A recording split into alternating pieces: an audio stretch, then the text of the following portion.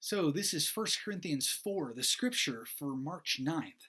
And before jumping into chapter 4, I want to say a couple words about two names that have popped up a number of times so far in 1 Corinthians. Those names are Apollos and Cephas.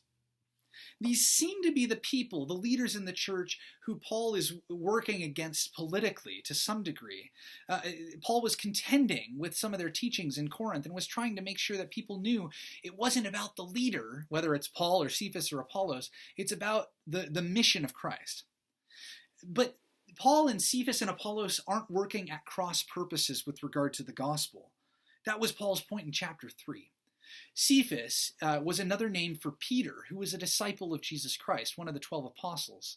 I'm sure you've heard of Peter. Cephas was the name that Paul would sometimes use for Peter. Apollos was a powerful, eloquent teacher, someone who Paul encountered in Ephesus. You can read all about Apollos if you like, and about Paul's interaction with him in Acts, I believe, chapter 18, verses 24 through 28. And so both Cephas and Apollos were good people. They're not Paul's enemies. And I think that's important to note because this sort of triangulation, this way of playing those in authority off one another, happens in families and communities all the time. You don't need for mom and dad to be enemies in order to say, but mom, dad said I could, do this, that, or the other thing. And it's so important in those communities and in those families for mom and dad, or for the two parents or the leaders of the community, to all be on the same page and to make it abundantly clear that, well, if this leader says no, that's my answer too. You won't let us get worked against one another. Please, don't do this in your family or your community. So in chapter 4, Paul, by emphasizing unity, by elevating the average Corinthian above the station that they may have imagined for themselves, and by reframing his own authority, in this chapter, Paul's trying to keep the Corinthians from playing him, Cephas, and Apollos off one another.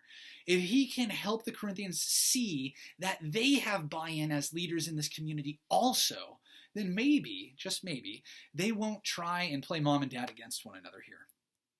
And by the language that Paul uses in his critique and in his reframing of the situation, he seems to believe that a community only begins sniping at itself, only begins to have the fractures and divisions we're seeing in the Corinthian church, when it sees itself as rich royalty and doesn't believe there's anything for it to do out there. And I think that this is how Paul believes the Corinthians see themselves.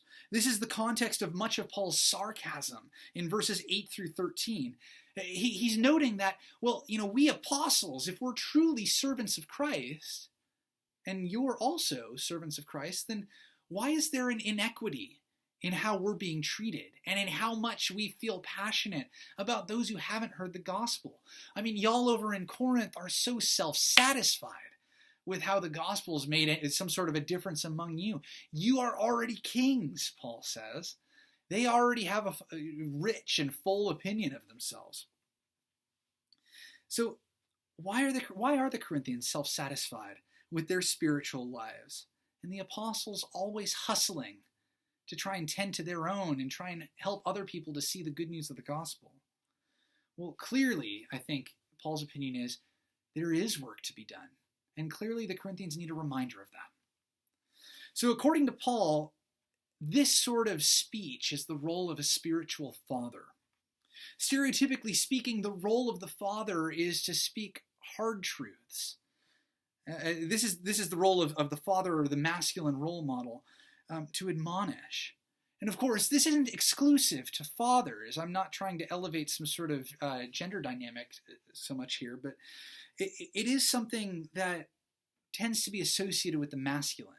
Just as, again, there are women that aren't as nurturing, but nurturing tends to be associated with the feminine. And Paul, as a well-rounded man, can access both nurture and admonishment. And most of us who are well-rounded human beings can access both. And regardless of your gender, there's likely one that comes more easily than the other. I'd invite you to try and be a well-rounded individual, to be able to master deploying both nurture and admonishment, and not just to be sort of shoehorned into what your gender would shoehorn you into, but also realizing that that's sometimes at play with what people are skilled in. So Paul doesn't threaten the Corinthians here, but tells them, do you want me to come with anger, or do you want me to come with gentleness? And that sort of flexibility is something all of us should be able to have. So I wonder, how are you growing spiritually? And what can you do to help your community grow and be dissatisfied with where it's at right now? Because God is always at work to do a new thing. That's all for 1 Corinthians 4. Tomorrow, March 10th, we'll look at 1 Corinthians 5. May God bless you in your reading of Scripture.